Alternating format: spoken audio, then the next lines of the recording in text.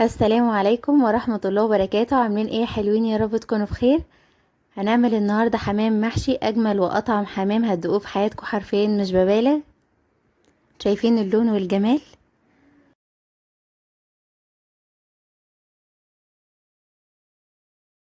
وهنشوف مع بعض ازاي نسلقه من غير ما يفرقع ولا يفك منك. يلا بينا نبدأ الفيديو بتاعنا ونشوف الطريقة بتاعتنا.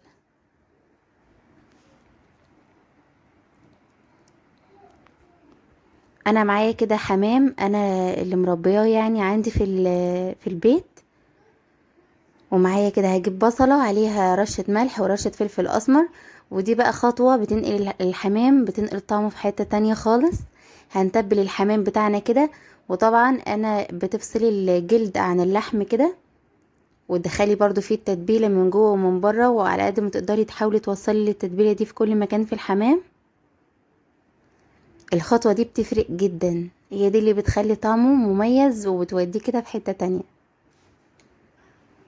هبتدي اتبل الحمام بتاعي كده بالبصل.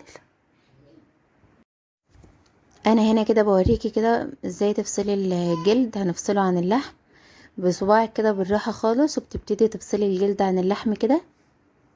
تبتدي تورقي الحمامة كده. انا تبلت الحمام بتاعي كله. هنجيب بقى حلة فيها بصلة كده، ونبتدي ننزل بالقوانص بتاعة الحمام الاول، ونديها تقليبة كده لحد ما هتغير لون. بعدين هننزل بالكبدة بتاعتنا. دي القوانص والكبدة بتاعة الحمام. هنديهم برضو تقليبة كده حلوة مع البصلة، وهنبتدي ننزل بالرز. الحمامة بتاخد حوالي قبضة ايدك كده رز. تمام. يعني دول كده 6 حمامات، خدوا حوالي ربع كيلو حاجة بسيطة رز. هبتدي انزل بالبهارات بتاعتي، ملح وفلفل اسمر. الحمام على فكرة بقى بيحب اكتر بهار فلفل اسمر. كل ما تزودي في الفلفل الاسمر، وطبعا مش هنزود يعني لحد ما يزيد عن حده، بس الفلفل الاسمر كده كتريه شوية بالاخص في الحمام، بينقل طعمه في حتة تانية. فنزلنا بقى ببهارات فراخ، بهارات فراخ. ونزلت بكاري وفلفل اسمر وملح و7 بهارات. وهنبتدي بقى كده نسقي الرز بتاعنا.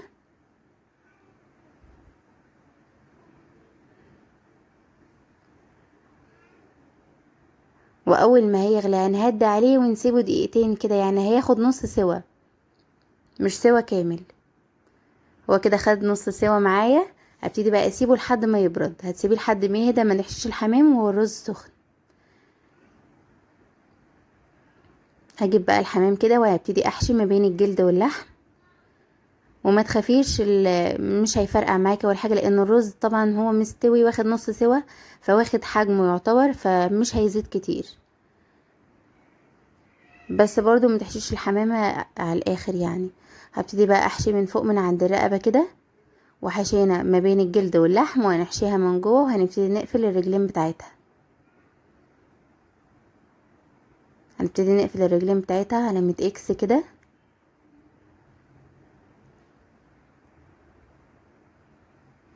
شايفين الجمال؟ هحشي واحده تانية كمان قدامكم.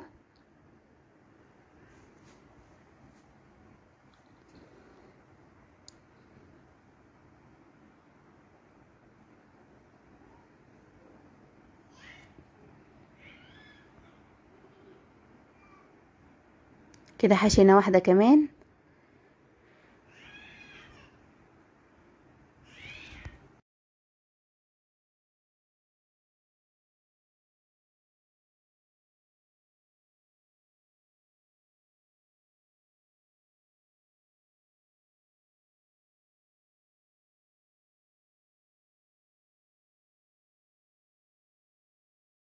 انا كده بقى هحشي باقي الكميه وارجع لكم تاني.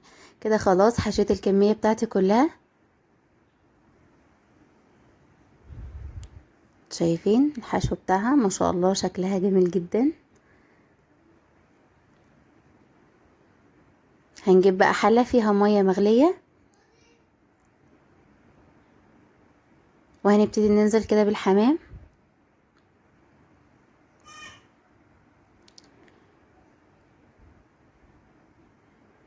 وهنزل كده ببصلة، ورق لورا، وحبهان، وفلفل اسمر، وبس كده. طبعا الحمام هيستوي على نار هادية، نار وسط، علشان خاطر ما يفرقعش منك، ما تعليش النار عليه وهو بيتسلق، النار تكون وسط كده. خلاص اتسلق، خد معايا نص ساعة وكان زي الفل كده. هجيب بقى حلة فيها زيت وفيها معلقة الزيت، هنضيف معلقة سمنة، معلقة سمنة بلدي،